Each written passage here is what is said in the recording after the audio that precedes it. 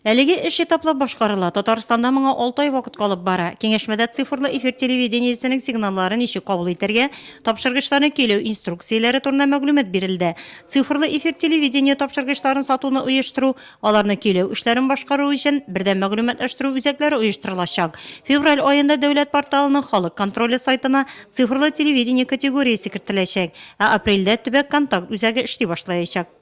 На сегодняшний день мониторинг мы ведем с декабря месяца. Вот всего по Республике Татарстан на этот номер поступило 482 обращения.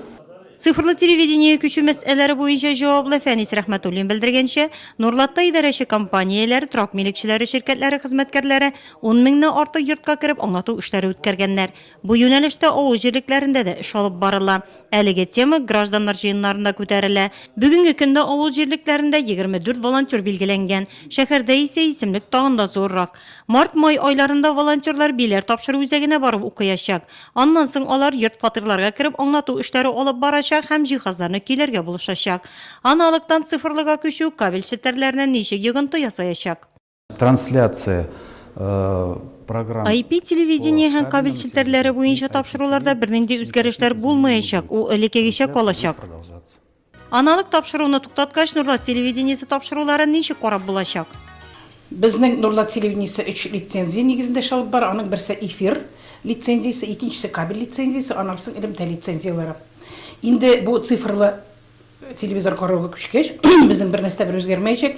Без ничек бар идек менә бу 22нче кнопкада, икенче төрле итеп әйткәндә инде без монда спектр ада идек инде кабельный челтәрләрдә, аннан соң Таттелекомда, аннан соң IPTV-да, без шулай шул ук каналда, шул ук төймәдә калачакбыз. Ә инде эфир телевидениесына безнең лицензиябез 25нче елга кадәр гамәлдә. Бүгенге көндә республикада 6 сигнал тапшыргыч үзәкләре эшли. 3 июньнән соң сезнең телевизорларда менә шундый белдерү чыгачак. Ә сораулар туган очракта экраннарда күренгән 8-800-220-2002 телефоны номеры белән бердәм мәгълүматы үзәккә шалтыратырга мөмкин.